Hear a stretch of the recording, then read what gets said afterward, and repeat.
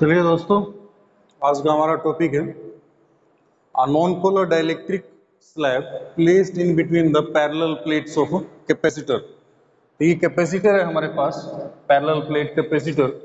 तो इसके अंदर अगर हम एक non polar dielectric slab place करेंगे तो इसका कैपेसिटेंस जो है कैसे इफेक्ट करेगा, तो इससे रिलेटेड एक्सप्रेशन हम लोग ड्राइव करने वाले हैं।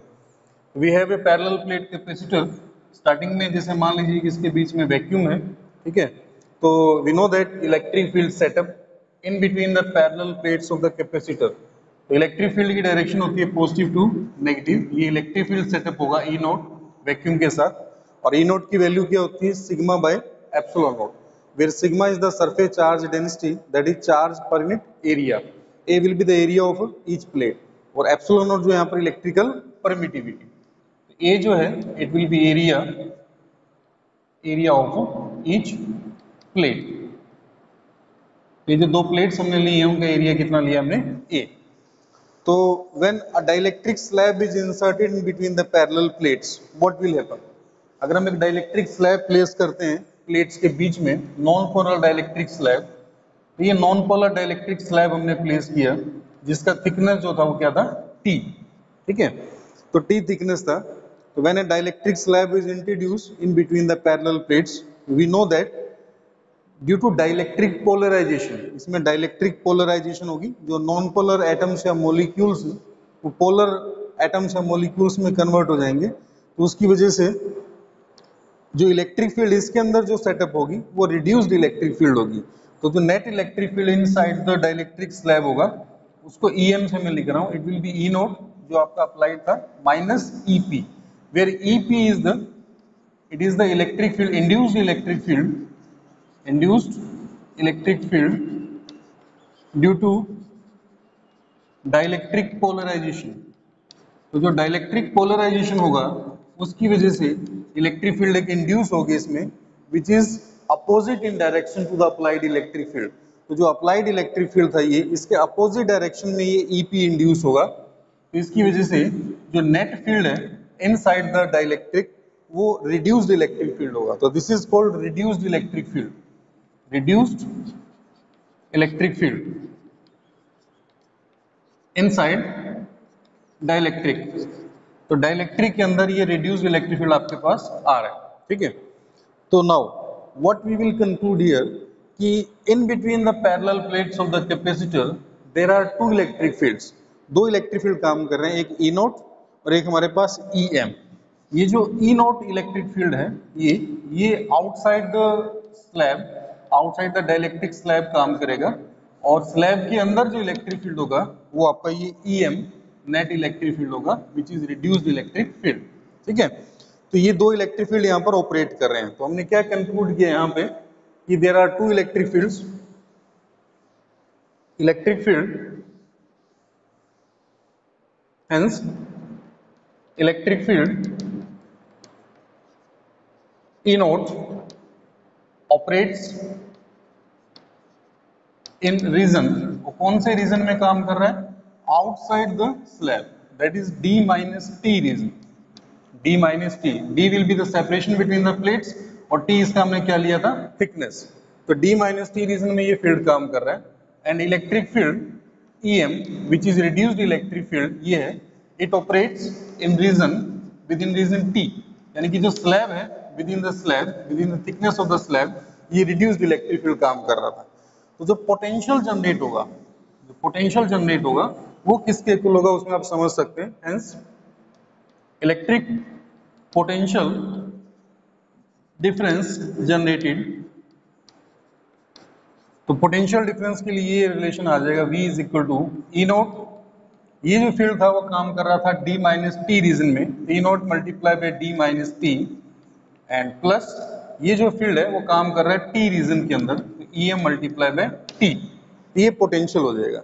ये रिलेशन अगेन इलेक्ट्रिक फील्ड और पोटेंशियल ग्रेडियंट के बीच में जो रिलेशन है वहां से हमने इसको लिखा है कि पोटेंशियल डिफरेंस जो होता है वो electric field multiply by distance होता है, because there are two electric fields. ये फील्ड जो था इस डिस्टेंस में था, that is it is multiply by this distance, और ये जो फील्ड था आपका वो टी डिस्टेंस में था, इसको टी से हमने मल्टीप्लाई किया। अब आप इसको फर्दर सोल्व करेंगे, ई नोट यहाँ पे कॉमन ले रहे हैं हम लोग, तो अंदर आपके पास बच जाएगा डी माइनस टी, और यहाँ पर ई नोट नहीं था तो ई नोट से इसको मल्टीप्लाई किया गया है, ई नोट से इसको डिवाइड किया गया है, जो मल्टीप्लिकेशन वाला ई नोट है वो बाहर आ गया and it is multiply by T. ठीक है, फिर वी नो दैट जो डाइलेक्ट्रिक कांस्टेंट होता है, डाइलेक्ट्रिक कांस्टेंट हम पहले पढ़ चुके हैं, तो डाइलेक्ट्रिक कांस्टेंट किसके इक्वल होता है, वो होता है E naught divided by E M, electric field within vacuum and divide by electric field within any other medium. तो इस टाइप से आप क्या फाइंड आउट कर सकते हो, डाइलेक्ट्रिक कांस्टेंट। तो ये इसको हम डाइलेक्ट्रिक कांस्टेंट की टर्म में पुट करेंगे, then what we will get E naught as it is D minus T plus T upon K. ठीक है, क्योंकि E naught by E M K है तो ये आपके पास टी अपॉन के जो है ये आपके पास आ जाएगा यहाँ पर। तो ये पोटेंशियल जो है जनरेट होगा, तो ये पोटेंशियल जो यहाँ पर जनरेट हुआ, ई नोट की जो वैल्यू हम पुट कर सकते हैं यहाँ पर, पोटेंशियल जो है वो किसके इक्वल आ जाएगा उसको आप देखेंगे,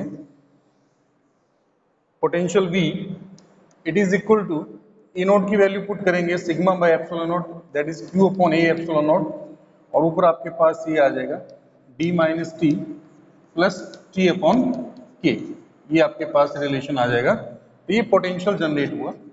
नाउ कैपेसिटेंस, अब आप इसका कैपेसिटेंस लिख सकते हो कि कैपेसिटेंस कितना होगा जब हमने स्लैब प्लेस किया, मीडियम चेंज हुआ इसलिए सीएम लिख रहा हूँ।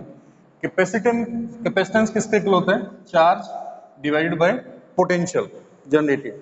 तो पोटेंशियल की वैल्यू हम लोग पुट कर देंगे, पोटेंशियल हम लोग फाइंड आउट कर चुके हैं, तो V की वैल्यू इसमें पुट करेंगे, तो Cm चार्ज कितना दिया था आपने प्लेट्स को प्लस Q, तो Q और V की वैल्यू ये पुट करेंगे that is Q D minus T plus T upon के, और A एप्सिलॉन नॉट ऊपर चला जाएगा, यहाँ पे Q से Q कैंसल, तो आपके पास ये रिलेशन जो है वो क्या आ गया, you will gate A epsilon not divide by D minus T plus T upon K. ये रिलेशन आ जाएगा कैपेसिटेंस के लिए, A epsilon not divide by D minus T and plus T upon K. So it is the relation for capacitance of a parallel plate capacitor when a non-polar dielectric medium slab is placed in between the parallel plates. तो ये capacitance जो वो increase कर रहा है, capacitance जो वो increase कर रहा है वो सी नोट से वैक्यूम से ज्यादा होगा, जब हम इनके बीच में वैक्यूम होगा तो उससे ज्यादा ये कैपेसिटेंस इसमें फाइंड आउट होगा।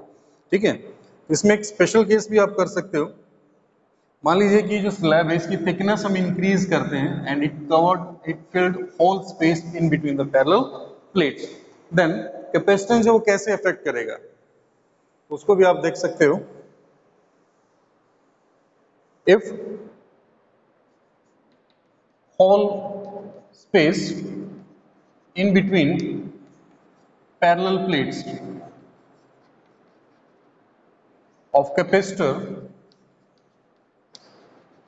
is filled by dielectric. In that case, this implies जो डाइलेक्ट्रिक का थिकनेस है it is equal to D, T is equal to D. तो ये आप जब इस रिलेशन में पुट करेंगे then what will you get, C M is equal to A epsilon naught as it is and D minus D you will get 0 and plus T upon K, तो K को आप ऊपर ले जाएंगे then what you will get, आपके पास जो relation है वही आ जाएगा ए epsilon not divide by D, A epsilon not divide T को डी पुट किया था डी और के ऊपर चला जाएगा यहाँ पे। अच्छा, जो कैपेसिटेंस था वैक्यूम के साथ वो ये होता है ए epsilon not divide by D. ये वैल्यू जब आप इसमें पुट करेंगे तो यू विल गेट, ये जो है वो सी नोट है आपके पास वैक्यूम के साथ जो कैपेसिटेंस आता है कैपेसिटर का, यू विल गेट के इंटू सी नोट। ठीक है, तो ये रिलेशन हम पहले भी ड्राइव कर चुके हैं, if whole space is filled with a dielectric medium then capacitance becomes dielectric times. तो ये स्पेशल केस था कि whole space is filled with dielectric then T is equal to D और कैपेसिटेंस डाइलेक्ट्रिक टाइम्स इंक्रीज हो जाएगा, hence capacitance increases dielectric times, dielectric constant times, capacitance जो यहाँ पर इंक्रीज हो जाएगा। Thank you.